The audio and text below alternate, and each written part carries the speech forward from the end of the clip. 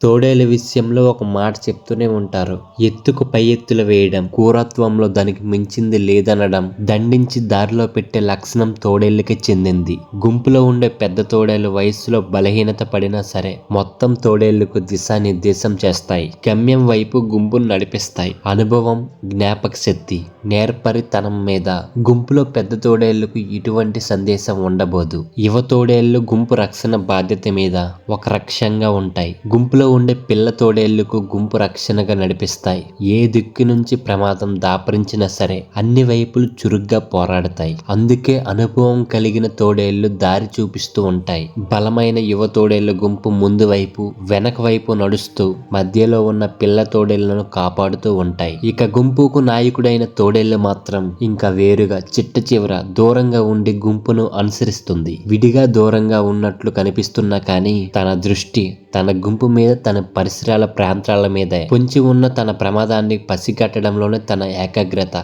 ఏ మాత్రం అనుమానం వచ్చినా సరే తన తీరులో గుర్రుమంటుంది. అది విన్న వెంటనే రెండో వరుసలో ఉన్న యువ తోడేళ్లు, చివరి వరుసలో ఉన్న యువ తోడేళ్లు చురుగ్గా కదులుతాయి. పిల్ల తోడేళ్లను, ముసలి తోడేళ్లను రక్షణగా చుట్టి ఒక కవచంలా మారతాయి. ఆ తర్వాత వయసులో ఉన్న మగ, ఆడ తోడేళ్లు ఆ ప్రమాదాన్ని ఎదుర్కోవడానికి సిద్ధమైపోతాయి. అలా ఎంత సమయమైనా సరే వలస వెళ్ళగలవు. నడుస్తున్నా, తింటున్నా, పడుకున్నా, ఏం చేస్తున్నా వాటి జాగ్రత్తలో అవి ఉంటాయి. శాస్త్రవేత్తలు పరిశీలనలో మనిషికి మజ్జిగ కాని జంతువు తోడేళ్లే అని ఒక సిద్ధాంతం ఉంది. ఒక కారణం కూడా ఉంది. తోడేళ్ల పిల్లను మనం తీసుకొచ్చామనుకోండి, దాని తాలూకు గుంపు మొత్తం మన చుట్టుముడుతుంది, మనతో దాడికి దిగుతుంది, దుమ్ము రేగొడుతుంది. ఒక సామాజిక క్రియాశత్వం అంటారు పరిశీలకులు. వాళ్ళు చెప్పే దాని ప్రకారం గుంపులోని ముసలి తోడేళ్లు వేటకి వెళ్ళవు. యువ తోడేళ్లు వేటకు వెళితే వాటి తెచ్చే ఆహారం గుంపులోని ముసలి తోడేళ్లు తింటాయి. ఆ తర్వాతనే యువ తోడేళ్లు తింటాయి. తోడేళ్లను కష్టపడి పెంచిన,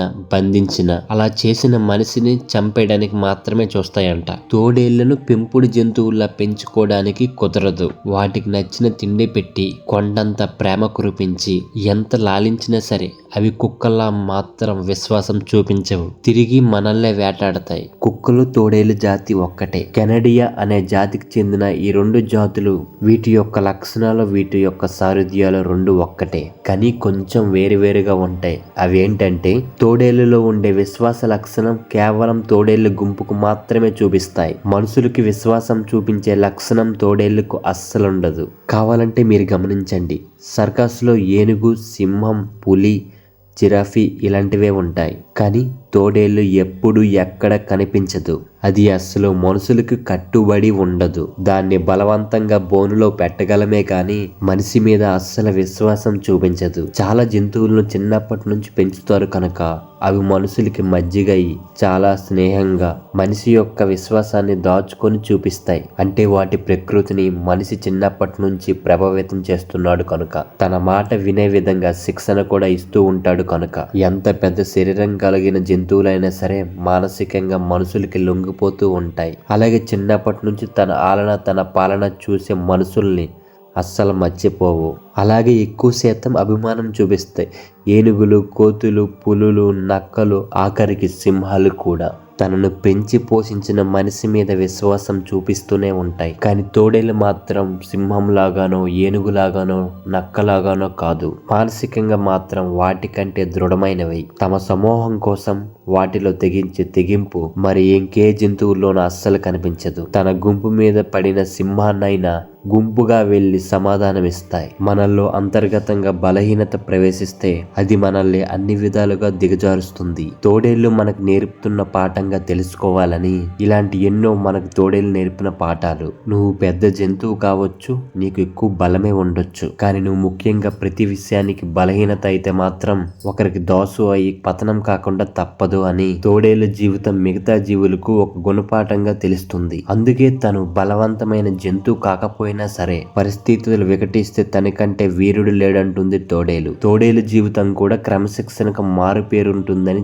పరిశీలకులు చెప్తున్నారు. గుంపులోని తోడేలు మిగతా తోడేలు కంటే బలహీనతగా ఉంటే జీవితంలో ఎప్పుడు తనకంటే బలమైన తోడేళ్ల ముందు తోక ఎత్తి సంచలించదు. తన హోదా ఏంటో తెలుసుకుని ప్రవర్తిస్తుంది. గుంపు నాయకుడు ముందు, గుంపు బలమైన తోడేళ్ల ముందు ముందు అస్సలు తలబిరుసుగా ప్రవర్తించదు. అలాగే బలమైన తోడేళ్లు బలహీనత తోడేళ్ల దగ్గర తల దించదు. అలాగే దానితో తలపడదు. అంటే దాని పెద్దరికాన్ని హోందతరంగా ప్రకటిస్తుందంట. ఆడ తోడేళ్ల మెప్పు కోసం మగ తోడేళ్లు దెబ్బలాడుకోవడం అస్సలు ఉండదంటున్నారు శాస్త్రవేత్తలు. తోడేళ్లు తన గుంపుకి తన భాగ్యస్వామికి చాలా విశ్వాసంగా ప్రవర్తిస్తాయి అంటున్నారు. ఆడ మగ తోడేళ్లు ఒక్కసారి కలిసాయంటే ఇక జీవితాంతం వాటి తోడిని విడిచిపెట్టుకోకుండా ఉంటాయి. తోడేళ్లు తన మరణం వరకు పాటించే తీరు అది. తోడేళ్ల కుటుంబాన్ని ప్యాక్ అని అంటారు. ఒక ప్యాక్ లో ఒక జంట ఖచ్చితంగా ఉంటుంది. వాటిని ఆల్ఫా మేల్ ఆల్ఫా ఫీమేల్ అని అంటారు. వాటితో వాటి సంతానం కూడా కలిసి ఉంటుంది. అంటే ప్రతి తోడేళ్లు ఏకప్రతివ్రతం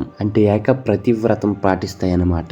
ఆల్ఫా మేల్ తోడేళ్లు తన కుటుంబ రక్షణకు తన ప్రాణాలను కూడా అడ్డు పెడుతుంది. తోడేళ్ల జీవితాలను అతి దగ్గరగా చూసిన జంతు శాస్త్రవేత్తలు వాళ్ళు చెప్తున్న కారణాల ప్రకారం ఏదైనా ప్రత్యేకమైన కారణం ఉంటేనే తోడేళ్లు తన భాగ్యస్వామిని విడిచిపెడతాయి. అయితే అలా జరగడం చాలా అరుదు. దాదాపు అవి జీవితాంతం కలిసే ఉంటాయి. తోడేళ్ల జీవితంలో వాళ్ళు గమనించిన అతి ముఖ్యమైన విషయం మనుషుల్లో కూడా వాళ్ళు చూడలేమంటున్నారు. రెక్కలొచ్చిన పక్షి పిల్లలు గూడు విడిచి ఎగిరిపోవడం నార్మలే. మనుషుల్లో పిల్లలు ఎదిగాక వాళ్ళకి పెళ్లి, మళ్ళీ వాళ్ళకి పిల్లలు కలిగాక తల్లిదండ్రులతో కలిసి ఉండడం ఎక్కడో జరగదు. జంతువుల్లో అస్సలు చూడలేం. ఎదిగిన జంతువులు విడిగా వేట, విడిగా తిరగడం, విడిగా ఉండడం ఇలా చేయడం సర్వసాధారణం. కానీ తోడేళ్ల సమూహంలో పిల్ల తోడేళ్లు పెరిగి పెద్దయ్యాక పెద్దవైన తన తల్లిదండ్రి తోడేళ్లను విడిచి వెళ్ళవు. వాటి కోసం తామే వేటాడి తీసుకొచ్చి పెడతాయి. వాటి రక్షణ బాధ్యత తామే తీసుకుంటాయి. వాటి అనుభవాల దారిలో వాటి గుంపుని నడిపిస్తాయి. గుంపులోని పెద్ద చిన్న తోడేళ్లు ఆహారం, రక్షణ బాధ్యతలు యువ తోడేళ్లు తీసుకుంటాయి. అలా తీసుకోమని వాటికి ఎవరు చెప్పలేదు. వాటి నైజంలోనే నూరిపోయబడి ఉంది. మనుషు సమూహంలో జంతువుల్లో ఎక్కడ చూడనటువంటి కుటుంబ బాంధవ్యాలు తోడేళ్ల కుటుంబంలో కనిపిస్తాయి. ఇంతటి తోడేళ్లను క్రూరానికి, హింసకి చిహ్నంగా చూపిస్తారు. తోడేళ్లను మనం హంతకిగానే చూస్తాం. దుర్మార్గుల్ని తోడేళ్లని వంచకిగానే పోలుస్తారు. దుర్మార్గుల్ని వంచకుల్ని తోడేళ్లతోనే పోలుస్తాం. అవి మనుషులను చంపుతాయని చెప్తూ ఉంటాం. నిజానికి మనుషులతో విశ్వాసంగా కలిసి ఉన్న కుక్కల వల్ల ఎంతో మంది చనిపోతున్నారు, ఎంతో మంది గాయపడుతున్నారు. పెంచుకునే కుక్కల వల్ల చాలా మంది గాయపడుతున్నారు. వాస్తవానికి తోడేళ్లు మనుషులకి చాలా దూరంగా మసులుకుంటాయి. ఆ రకంగా అవి సిక్కర జంతువులుగానే చెప్పాలి. ఒట్టి పుణ్యం మీద అవి మనిషి మీద దాడి చేయవు. ర్యాబీస్ సోకడం, ఆహారం దొరక్క అలమటించిపోవడం, మనుషుల చేత హింసించబడ్డం లేదా వాటి నివాస ప్రాంతాల్లో చొరబడడం ఇలా చేసినప్పుడు మాత్రమే అవి మనుషుల మీద దాడి చేస్తాయి. గత 1000 సంవత్సరాలుగా తోడేళ్ల వల్ల 400 మంది మాత్రమే ప్రాణాలు కోల్పోయినట్లు గణాంకాల ద్వారా తెలుస్తుంది. చిత్రంగా ఉంది కదా? అవును, నిజానికి అవి ర్యాబీస్ సోకి చాలా సమస్యలకు లోనై మనుషుల మీద దాడి చేసి చంపే ఘటనలే ఎక్కువంట. గత కొన్ని సంవత్సరాలుగా అయితే తోడేళ్ల వల్ల మనుషులకి ఎటువంటి ప్రాణహాని జరగలేదని శాస్త్రవేత్తలు చెప్తున్నారు. కానీ వీధి కుక్కలు, పెంపుడు కుక్కల కాట్ల వల్ల మనుషులు, చిన్నపిల్లలు చాలానే ఉన్నారు. అంటే ర్యాబీస్ సోకడం వల్ల గాని, అవి కరడం వల్ల గాని, అప్పుడప్పుడు వీధి కుక్క వల్ల చిన్నారి పాప మరణం అంటూ పత్రికల్లో చూసినప్పుడు రక్తం మరుగుతుంది. తోడేళ్లు పగటిపూట వేట దొరికితే ఒకేసారి 7 కేజీల మాంసాన్ని తింటాయంట. తర్వాత ఆహారం దొరకకుండా 12 రోజుల వరకు ఉండగలవంట. వాటి జ్ఞానశక్తి చాలా ఎక్కువ. చాలా దూరం నుంచి వచ్చే చిన్న చిన్న శబ్దాలను కూడా అవి ఇట్టే పసిగట్టి వినగలుగుతాయి. అంత నైపుణ్యం ఉంది వాటికి. మరో విషయం చెప్పమంటారా? ఒక చిన్న తోడేలును ఇంటికి తెచ్చుకొని పెంచుకుంటే దానికి ఏం తెలియదు కనుక అది పెరుగుతూనే ఉంటుంది. అయితే ఒక వయసు వచ్చాక మాత్రం అది ఇంట్లో పెంపుడు జంతువులా ఉండదు. ఒక చిన్న అవకాశం వచ్చినా సరే అది పారిపోతూ ఉంటుంది లేదా వాళ్ళ పెంచుకున్న వాళ్ళ మీద ఉసురు తీస్తుంది. కారణం అవి పెద్దయ్యాక మానసికంగా బలంగా తయారవుతాయి. కారణం అవి జీవన విధానమే కానీ అవి బానిసత్యాన్ని అంగీకరించవు. కనుక వాటిని విడిచిపెట్టేస్తే అవే వెళ్ళిపోతాయి. వాటిని పట్టి బంధించి ఉంచితే అదును చూసి దాడి చేస్తాయి. ఎందుకంటే అవి వాటి జాతితోనే, వాటి కుటుంబంతోనే, తమ సమూహపు తోడేళ్లతోనే జీవితాంతం కలిసి బతుకుతాయి. స్వేచ్ఛ వాటి జాతి లక్షణం. ప్రాణం కంటే స్వాతంత్రమే వాటికి మిన్న. ఇప్పుడేమంటారు? తోడేళ్లను మనిషితో పోల్చొచ్చా? మనిషిని అసలు తోడేళ్లతో పోల్చొచ్చా? కామెంట్ చేయండి. వీడియో నచ్చినట్లయితే లైక్ చేయండి, షేర్ చేయండి. ఇప్పటి వరకు మన ఛానల్ని ఎవరైనా సబ్స్క్రైబ్ చేసుకోకపోతే వెంటనే సబ్స్క్రైబ్ చేసుకోండి. అలాగే పక్కనే ఉన్న బెల్ ఐకాన్ కూడా క్లిక్ చేయండి. సరే, మరే కొత్త వీడియోతో మళ్ళీ కలుద్దాం. Thanks for watching.